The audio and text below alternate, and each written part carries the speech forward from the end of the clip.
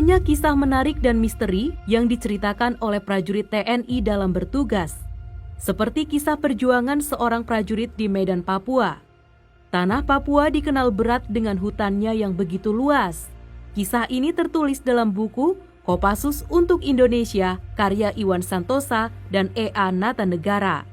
Ada pula cerita aneh, lucu, seram, ajaib dan konyol dari prajurit Kopassus yang ditugaskan di Papua. Mulai dari cerita prajurit yang tersesat di hutan, yang hanya memakai kaos dan sepatunya untuk bertahan hidup, sampai cerita prajurit heroik tergantung di ketinggian hampir 5.000 meter di dinding karang pegunungan Jayawijaya selama 4 hari, yang berusaha mengevakuasi jenazah korban pesawat tanpa bantuan alat ekskavasi, hanya menggunakan baju loreng.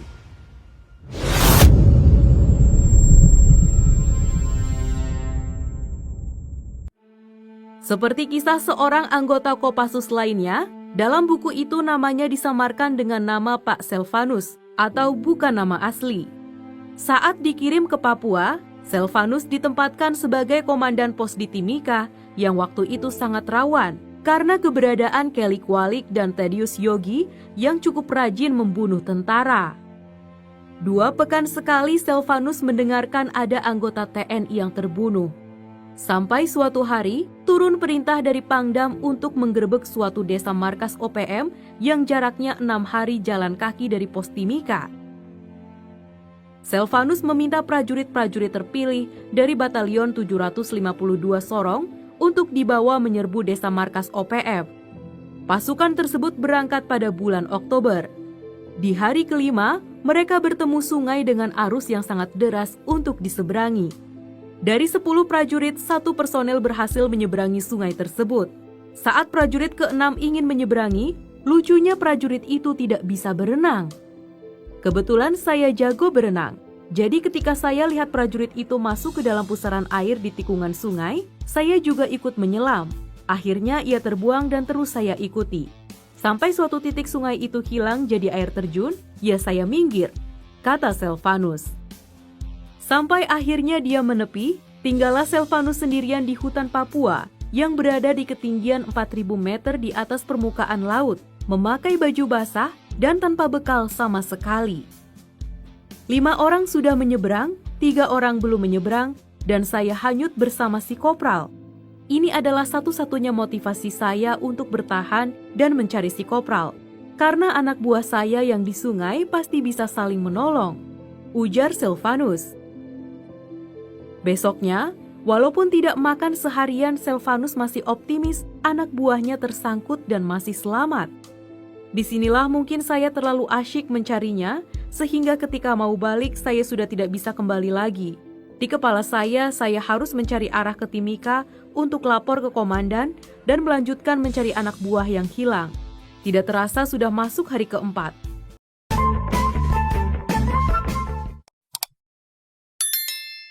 Sepatu saya sudah hilang karena hanyut ketika dibuka waktu tidur. Hari ke-6 saya sudah di ambang sadar, cerita Selvanus. Selvanus tidak bisa lagi menceritakan secara detail apa yang terjadi selama menghilang di hutan. Yang diingatnya, dia berusaha bertahan hanya dengan makan akar tanaman, pucuk pinang dan juga daun-daun yang tidak beracun. Hari ke-6 itu saya melihat alam yang lain. Saya mulai mengobrol dan juga komunikasi. Mungkin itu halusinasi karena saya mendengar suara kampung, suara masjid, suara orang menyanyi-nyanyi di gereja, tutur Selvanus. Di hari ke-6 itu, yang diingat Selvanus hanya ketika waktu bangun tidur jam 12 siang dan ketika bangun tidur, sisanya tidak diingat lagi. Anehnya, dia masih bisa terus berjalan sampai hari ke-11 dan menyeberangi sungai dengan lebar 200 meter sebelum ia tiba di Timika. Menurut wakil komandan Satgasnya, yang waktu itu berada di Jayapura, Selvanus tiba di Timika hanya tinggal tulang berbalut kulit. Mata yang terus berputar liar seperti penari kecak dan telapak kaki bengkak penuh dengan potongan yang bukan dari atau serpihan tapi potongan kayu. 4 orang dokter dari Freeport turun untuk memeriksanya dan dia dinyatakan sehat bebas dari mulai cacing tambang sampai malaria. Setelah dinyatakan sembuh, saya diundang datang ke Jayapura untuk makan-makan dengan Danjen, Pangdam, dan juga staf-stafnya. Anehnya, makanan satu meja itu habis saya makan sendiri. Cerita Selvanus dengan tertawa mengingat kejadian itu. Selvanus melanjutkan menceritakan selama ia hidup di hutan, dia tidak sendiri, melainkan ada yang menemani, namun makhluk yang hidup di dunia lain.